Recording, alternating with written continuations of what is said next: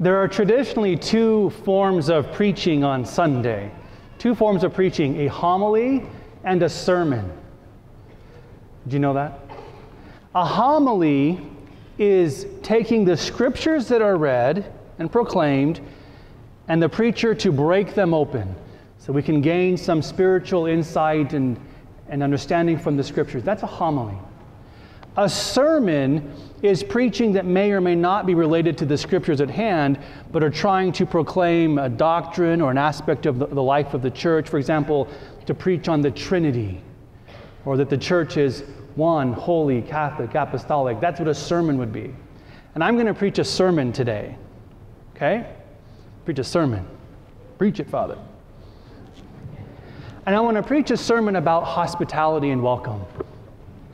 When we look at the scriptures, our ancient tradition, hospitality was written into the law. It's a command of God to be hospitable. Because when God freed the Israelites from Egypt, from slavery, and led them to the promised land, God cared for them. And he would remind them, you were once a stranger, a foreigner in a foreign land, and I cared for you. Therefore, when a stranger comes into your land, you'll know what to do. Therefore, Christ could summarize the whole law and prophets with this: love the Lord your God with your mind, heart, soul, and strength, and your neighbor as yourself. And in Luke's gospel, Jesus says, well, who is my neighbor? And he tells us the parable of the Good Samaritan. Our neighbor could be those people who really are our enemies, but God places them before us and asks us to care for them. So the heart of the law is to love God and to love neighbor as self. And that's what I want to talk about, because that's the foundation for all hospitality and welcome. And I really believe that that's really something that we as a community can grow in and focus on. I've been here about 2 months now, and I've experienced great welcome. You've been very, very kind to me. I appreciate it very, very much. Lots of nice smiles and waves and welcomes. And I've had the opportunity to meet with nearly every parish group. I haven't met with all of you, but I'm getting close. I've met with all the groups. I'm meeting with lots of people. And what I'm finding, this is a wonderful parish, but I'm also finding that there's a common denominator in a lot of things that we're talking about, and that is how to be a more welcoming parish. Because when you have a large parish like St. Paul's, which is a large parish, from where I came from, this is a huge parish. And when you come to a huge parish, it's easy to get lost. So when you're in a small parish and in a small town, everyone knows where everyone lives. And when someone has a birthday or someone gets sick in that small town, everyone knows and they're all there. But what can happen is in a large city, in a large place, is we tend to become more anonymous, don't we? And then when someone does get sick, who knows about it?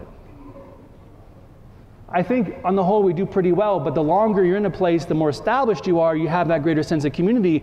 But for a family who just moves in, and you come in through these big doors in this big community, and people are nice, like, hi, hello. But then that's, to really become part of a community can be a very difficult and scary thing to try to do. It is. It's hard, especially when you're new.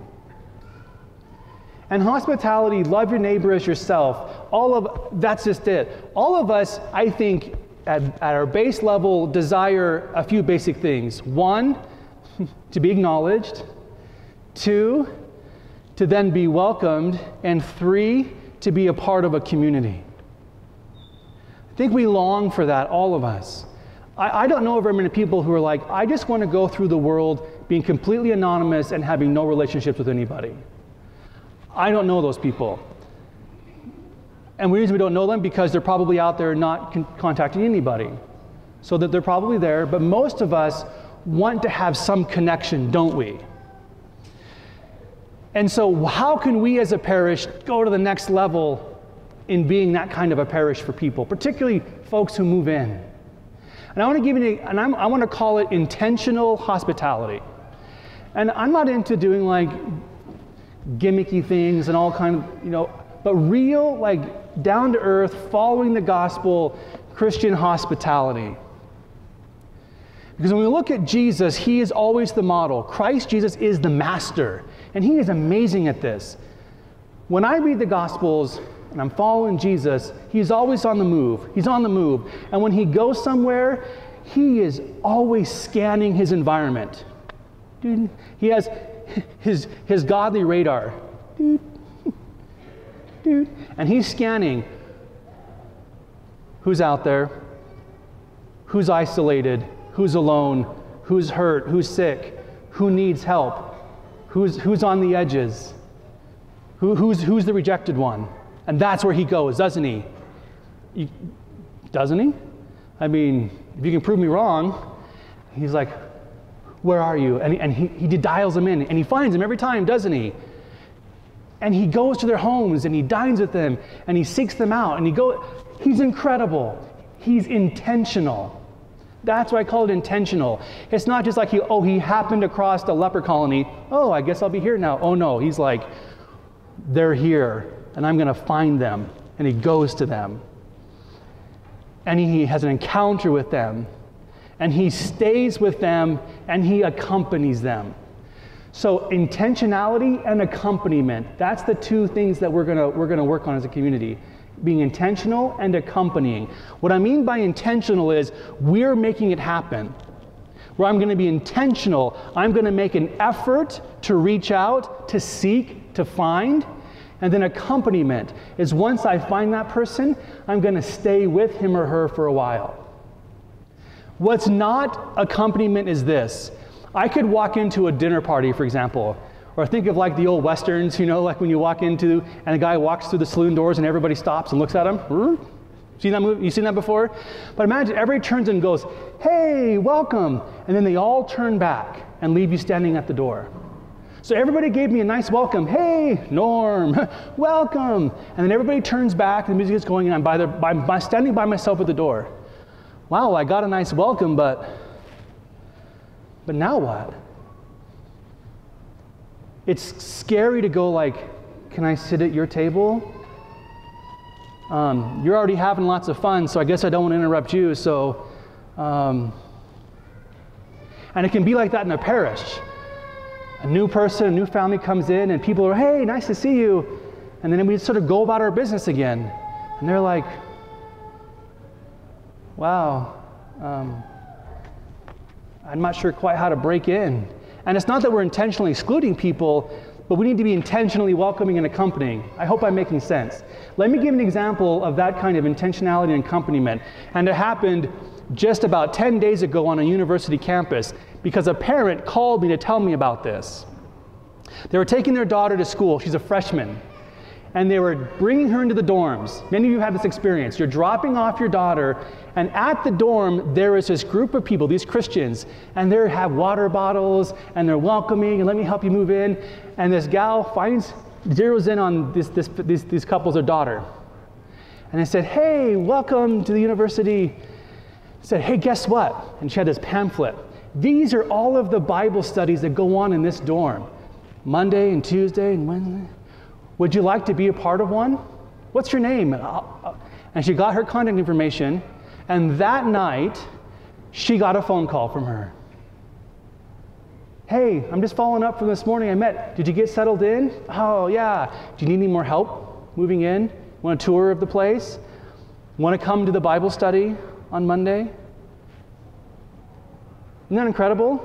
That's what I mean by accompanying. And by the way, that was not a Catholic church that did that. It was not a Catholic church that did that.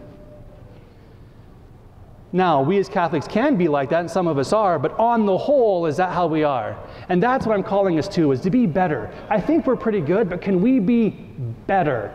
That's what I'm asking us to do, is to have that kind of intentionality and accompaniment. And the accompaniment piece is really hard. This is the part I think that's really important.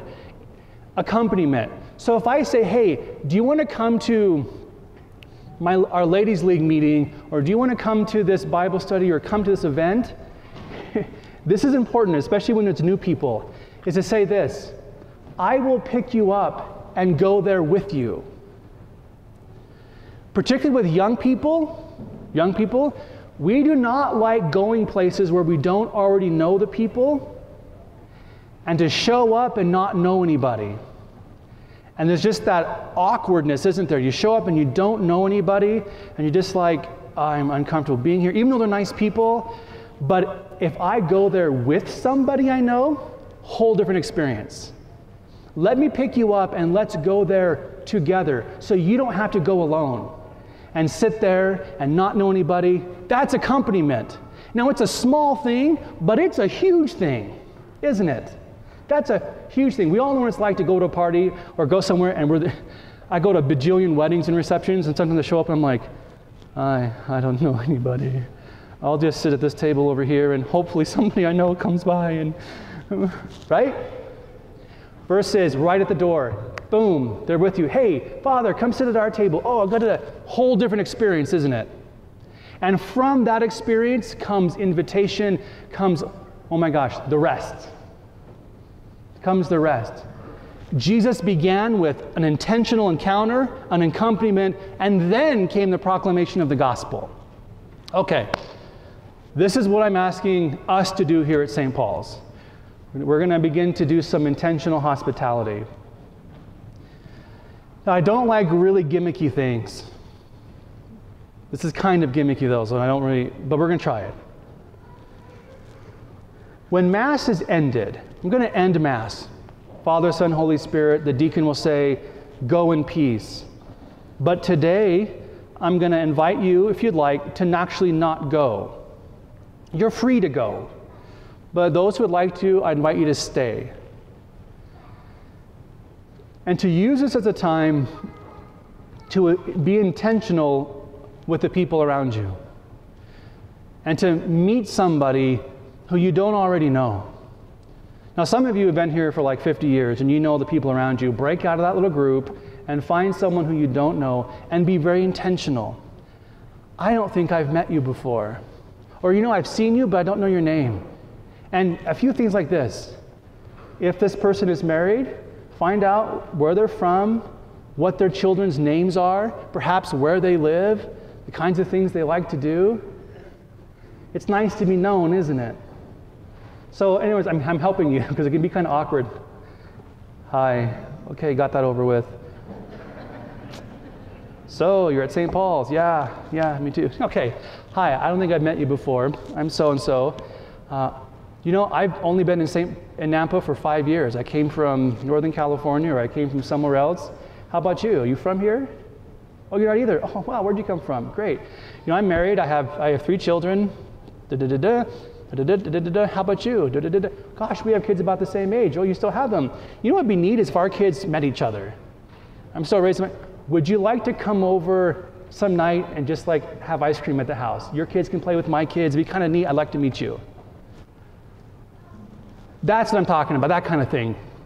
Hey, we do this, we're in this women's group, this Bible study. Would you be interested in coming? Now, you don't have to like overwhelm people the first day. Like, but the point is that that's how I want us to be.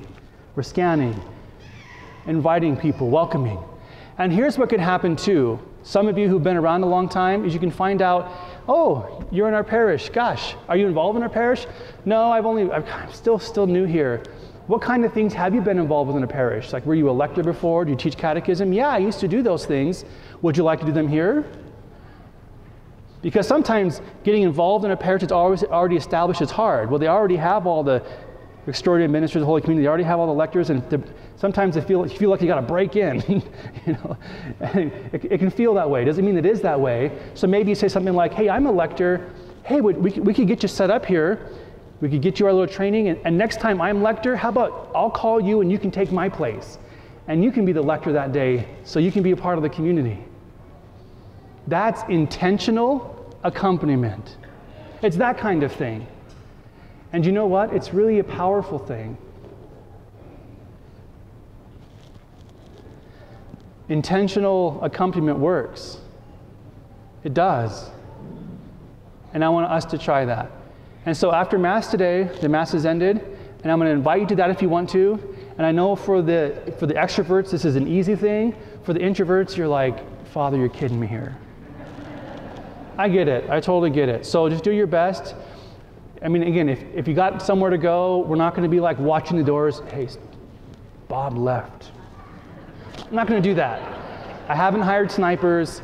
You're free to go, okay? But you're also welcome to stay. And parents and adults, while you're talking, I would invite you, if you want, to have your children to come forward at the end of Mass, and I want to spend time with your kids. I want to get to know the children and young people, the youth. So youth, you'd be welcome to come up after the end of Mass by the baptismal font, and we'll have a little prayer time together. I'll get to know you. Adults, you can spend some time with each other. Again, you can do it in the narthex. You can go outside. There's the young CDAs having a bake sale that's beautiful outside. You don't have to do it in here. Remember, we still are in church. We'll do our best to be as reverent as we can, but I'm giving you permission to do that, okay? All right. Jesus is the example. He's the model. He was intentional. He sought us out. He found the people who were looking for redemption and need. He asked what their needs were, and he accompanied them until their needs were met, and therefore they became a part of the community. And if you look at the history of the church, there was massive amounts of people that became Christians. Why? Because they heard an announcement somewhere? No. It's because they were invited personally into the community. Mostly because the Christians came to them in their need, saw their need, helped them in their need, and then continued to accompany them. And they were like, who are you people? We're Christians. I want to be with you guys. God bless you.